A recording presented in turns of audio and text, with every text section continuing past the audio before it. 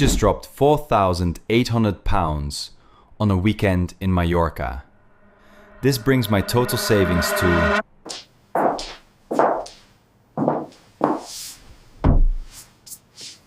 I'm 31, senior software engineer at a big tech company, renting a one bed in Islington, Zone 2, and yes, £300,000 is the number on the offer letter. But before we go anywhere, that's total comp, not all cash, and that distinction matters more than almost anything else I'm about to tell you. Here's how it actually breaks down. Base salary is £180,000. Annual cash bonus is roughly £40,000, paid once a year. Then there's RSU vesting, stock that releases quarterly, worth about £80,000 a year on paper. Side income, basically zero. I tried building a side project once. I do not do that anymore. On paper, £300,000. In my bank account every month, very different story. So the base alone, before anything touches it, is about £15,000 a month gross. Sounds clean. Then HMRC arrives. Above £100,000 in the UK, your personal allowance disappears entirely. So the effective rate on everything I earn lands somewhere around 45 to 48% all in. Income tax and national insurance take roughly £5,800 a month. Gone. Then I put 10% of salary into pension via salary sacrifice. That's another £1,500 a month, which is honestly the one genuinely smart thing I do consistently. What actually hits my current account from salary alone is about £7,700. The RSUs are worse.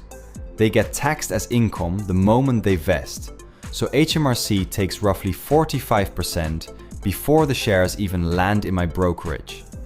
Net quarterly drop is around £11,000, which smoothed out monthly is about £2,750.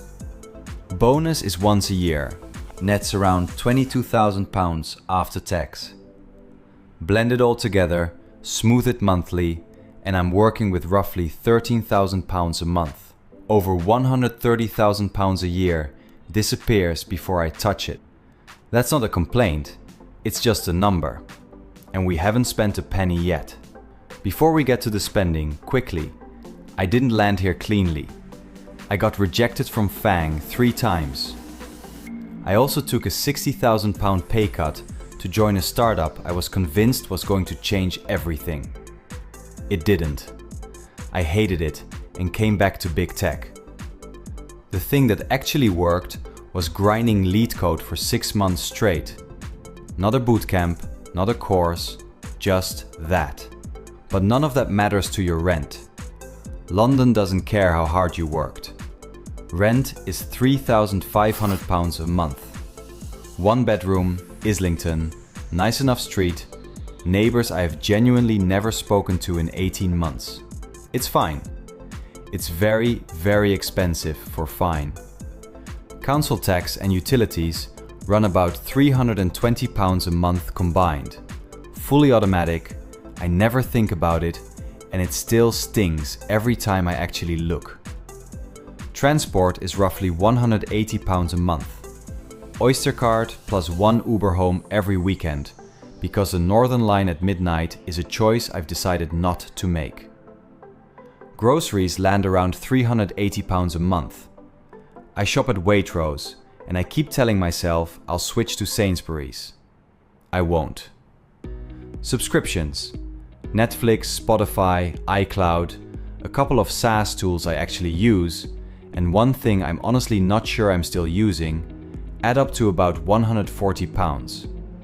That's already £4,500 gone, and I haven't had a single fun thing yet. Now the leaks.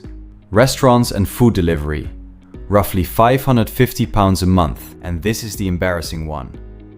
Deliveroo 3 times a week because I'm finishing work at 9 and I'm not cooking at 9. Coffee is about £90 a month. Yes, every day. Travel and holidays I average at £600 a month across the year. 2 bigger trips plus a long weekend in Europe every couple of months. Last month, that was 4,800 pounds in Mallorca for a long weekend, which I am not going to apologize for. That's the one category I genuinely refuse to cut. Shopping and clothes comes to roughly 280 pounds. I'm not a fashion person. I don't know how this keeps happening. And then hobbies, which brings us to the thing people always message me about. I pay for a regular gym at 45 pounds a month, a climbing gym at 85 pounds, and a golf range pass at 90 pounds. Yes, that's 3 separate fitness things. Yes, I use all of them. Mostly. That's 220 pounds a month in active leisure, and I'm not going to justify it further. The rent versus buy debate is the other one. I'm paying 3,500 pounds a month to rent while carrying the permanent, low-level headache of what a London mortgage on a comparable flat would actually look like. People in the comments will have opinions. They always do. Total monthly spend lands around 6,260 pounds. Here's what my day actually looks like, because numbers without texture aren't honest. I grab a Pret coffee walking to Highbury and Islington Station every morning. It's a ritual at this point. Lunch is almost always at my desk. Deliveroo, occasionally Exmouth Market if the sun shows up. Evenings, climbing twice a week, pub with work people on Thursdays, attempting to cook on Sundays with genuinely mixed results.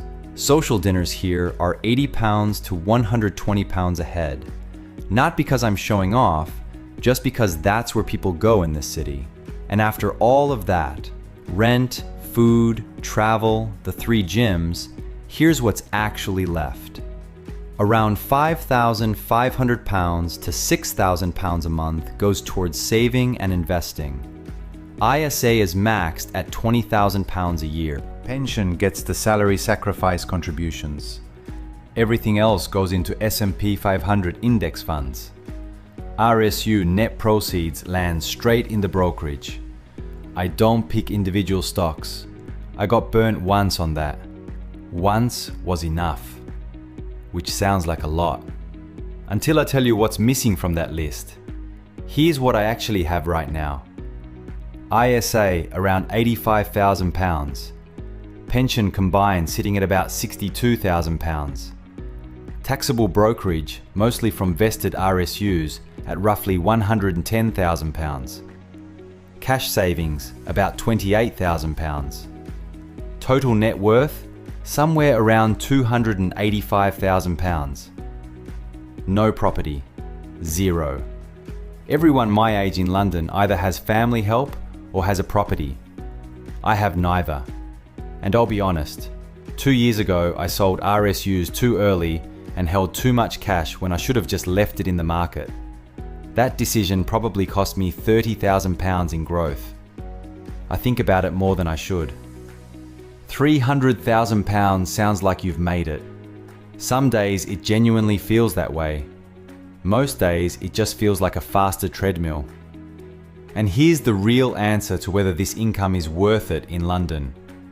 Gross 300,000 pounds, net roughly 13,000 pounds a month. After living here like a normal adult, saving and investing about 5,500 pounds to 6,000 pounds. That's roughly 40 pence saved for every pound earned. I'm not complaining, but I'm also not buying a boat.